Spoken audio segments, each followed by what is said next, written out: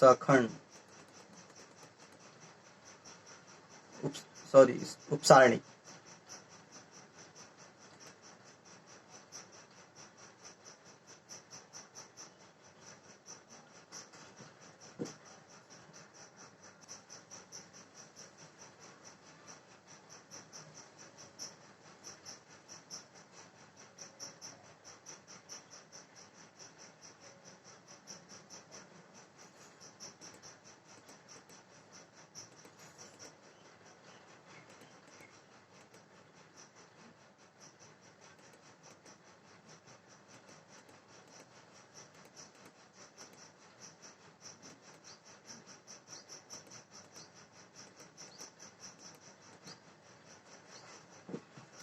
इस थ्योरी को कम से कम एक बार कॉपी पे लिख लेंगे। फार्मूला आपके सामने होना चाहिए क्वेश्चन बनाने के लिए। फार्मूला सामने होगा तभी जाकर समझ में आपको आएगा। इसलिए पहले कोशिश करेंगे कि मोबाइल से आप देख करके कॉपी पे इस फार्मूला को लिख लें पेज के ऊपर और फिर क्वेश्चन बनाएं, तब जाकर आपको अच्छी तरह समझ में आएगा।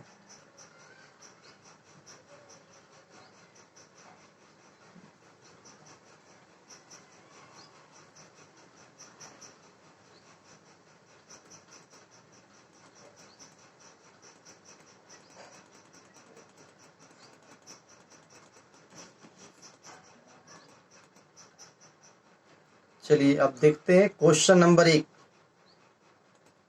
देखिए यहां से क्वेश्चन नंबर 1 क्या बोल रहे हैं कि बिना प्रसरण किए और सारणिकों के गुणधर्मों का प्रयोग करके प्रश्न संख्या 1 से 5 को सिद्ध करना है। यानी डायरेक्ट इसमें प्रसरण नहीं करना है, सारणिकों के गुणधर्म को प्रयोग पहले करना है। यानी आप किसी भी तरह से उसके दोनों स्तंभों के अवयव या पहली या दूसरी पंक्ति के अवयव या दो पंक्तियों के अवयव को समान कर दें, या किसी स्तंभ या किसी पंक्ति के अवयव को 0-0 करके प्रयास करें सोल्व करने के लिए। पहले आपको सारणी का गुणधर्म लगाना है, फिर प्रश्न करना है और तब जाकर के हल करना है। यानी बिना उसके गुणधर्म का प्रयोग करके आपको बिना प्रयोग किए हुए हल करना नहीं है। तो इस क्वेश्चन को देखते हैं, पहले नंबर क्वेश्चन को देखिए ध्यान से। जो क्वेश्चन दिया हुआ है तो इसमें एलएचएस का वैल्यू जाहिर सी बात है कि X Y Z A B C, X plus A Y plus B Z plus सी।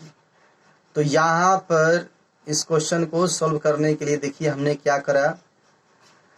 यहाँ है एक्स वाई जेड और यहाँ पर X plus A Y plus B Z plus C. देखिए अगर हम इस देखिए यहाँ पे है C1 स्तंभ में कौन कौन से अवयव है पहले इस देखिए। तो C1 में है एक्स वाई जेड, C2 में ए बी सी, C3 में X plus A Y plus B Z plus C. तो यहाँ अगर हम कौन सा संक्रिया करेंगे तो ज्यादा हमारे लिए फायदा होगा। देखिए यहाँ पे सबसे आसान संक्रिया यहाँ पे क्या हो जाएगा, ये C1 में आप जोड़ दीजिए C2 को। तो C1 चेंज इंटू C2 करते हैं तो देखिए क्या हो जाएगा, यहाँ एक्स प्लस ए हो जाएगा, यहाँ वाई प्लस बी हो जाएगा, यहाँ जेड प्लस सी हो जाएगा।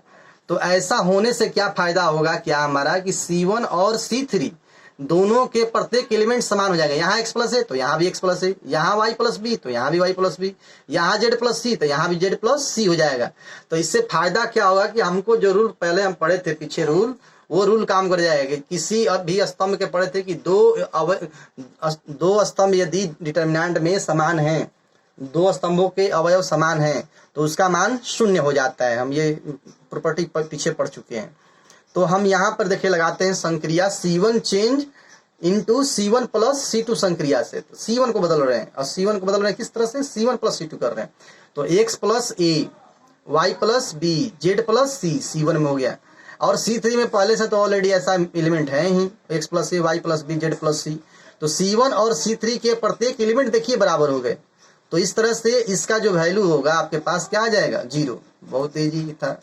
तो यहाँ लिख सकते हैं हम लोग कि चूंकि यहाँ C1 तथा C3 के प्रत्येक अवयव समान है इसलिए LHS बराबर क्या हो जाएगा, 0 बराबर RHS प्रूव्ड।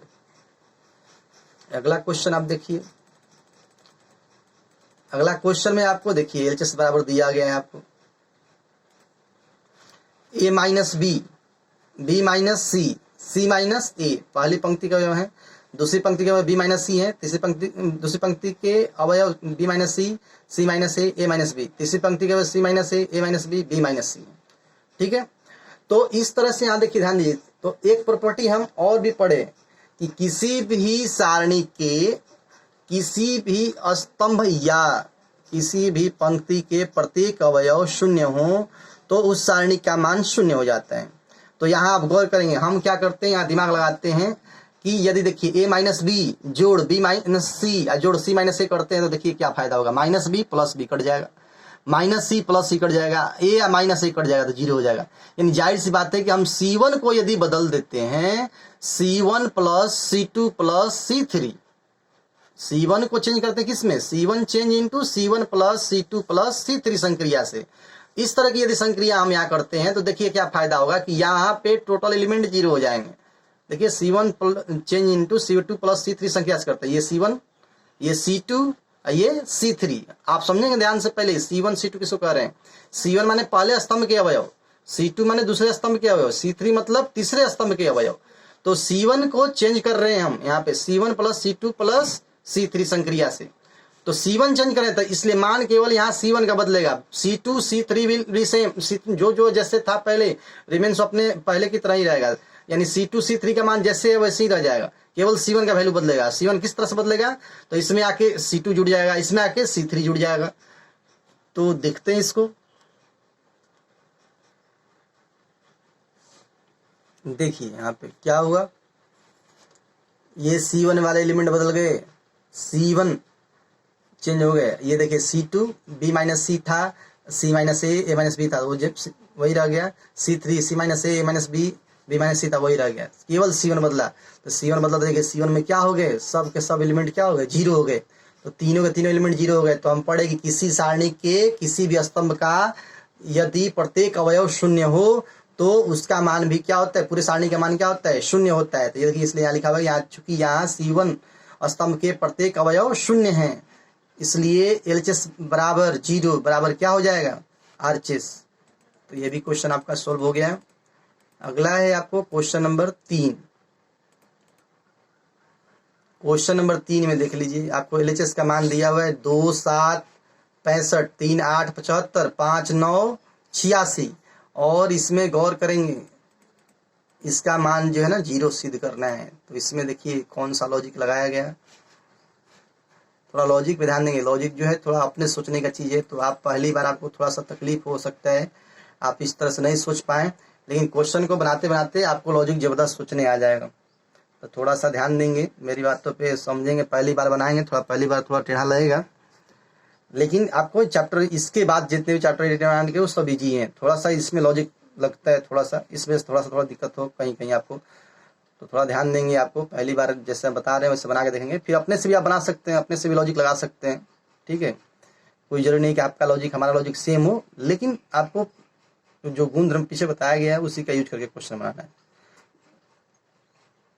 देखिए यहाँ पे 2 7 65, देखिए यहाँ C3 जो C3 में C3 स्तंभ में तीसरे स्तंभ में जो अवयव है 65 75 86, इसमें देखिए क्या संक्रिया किया गया, C3 माइनस इसको जीरो करने का प्रयास किया गया है यहाँ पे। तो C3 minus C1 plus 9C2 संक्रिया किया गया है, माने C3 में से घटाना है, C3 को बदलना है, किस में बदलना है, तो C3 को बदलना है, C3 में से C1 को घटा करके, तो C1 को ऐसे नहीं घटाना है, C1 में 9C2 जोड़ के घटाना है। तो C1 क्या है यहाँ पे 2 और 2 में 9C2 जोड़ना है, 2 प्लस 9C2 9 7 63 जोड़ना है, यहाँ पे 3 प्लस 9 8 72 जोड़ना है, 5 प्लस 9 9 81 जोड़ना है। देखिए आप जोड़ेंगे तो आपको ये एलिमेंट इसके बराबर मिल जाए। देखिए क्या किए, 2 प्लस 9 7 63, C1 प्लस 9C2 किया, देखिए 9 7 63 2 65 हो गया, 65 65 घटेगा जीरो हो जाएगा। 3 प्लस 9C2 9 8 72 3 करेंगे तो 75 हो जाएगा, 75 जाएगा तो जीरो हो जाएगा। देखिए यहाँ पे यहाँ गौर करेंगे, 5 प्लस 9 9 81 81 या 5 कितना हो जाएगा 86, 86 में 86 घटेगा तो जीरो हो जाएगा। देखिए कितना बेहतर लॉजिक यहाँ बैठा।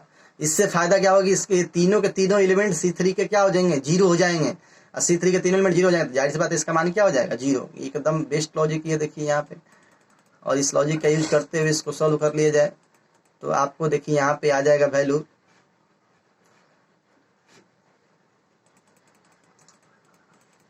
2 3 5 7 8 9 0 0 0।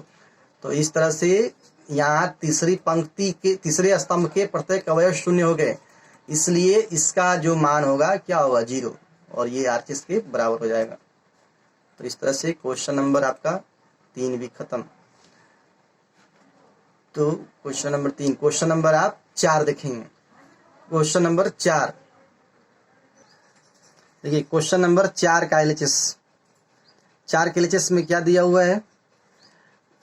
4 के LHS में पहले स्तंभ में देखिए, यहाँ पे पहले स्तंभ में 1 1 1, दूसरे में BC CA AB, तीसरे में A into B plus C, B into C plus A, C into A plus B। तो यहाँ हम क्या करने वाले हैं, देखिएगा, ध्यान देंगे। तो यहाँ जैसे देखिए, यहाँ 1 1 है, तो हम कोशिश करेंगे इधर भी वैसा ही एलिमेंट 1 1 हो जाए, चाहे इसमें 1 1 हो जाए। तो इससे फायदा क्या होगा हमारा कि 2 अवयव समान, 2 स्तंभ के अवयव समान हो जाएंगे, ठीक है, या 2 पंक्तियों के अवयव समान हो जाएंगे। कोई उसमें से कोई भी रूल अपन का यहाँ फॉलो कर सकते हैं।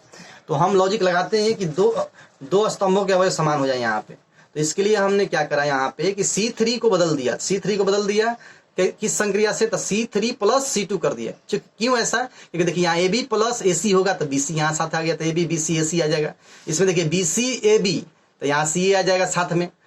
यहाँ CA प्लस BC होगा तो AB साथ में आ जाएगा। तो तीनों में से कॉमन लेना एक जैसा आसान हो जाएगा। तो देखिए, सबसे पहले LHS में यहाँ दिया हुआ है जो मान 1 1 1 BC CA दिया हुआ है, इसमें हम गुना कर दिए, तो AB plus AC, BC plus BA, CA plus AB।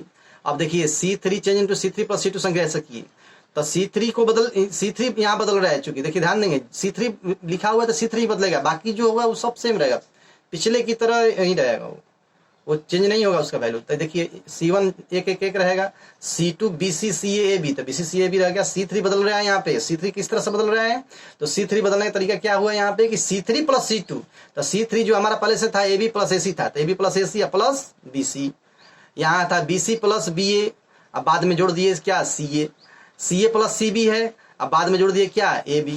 अब यहाँ देखिए इससे फायदा क्या होने वाला है हमको,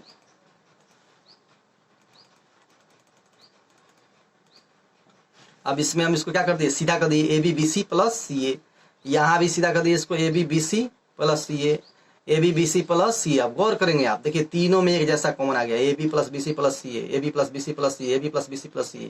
यानी हम C3 स्तंभ से क्या कॉमन ले लेते हैं, हम AB plus BC plus CA common ले लेंगे।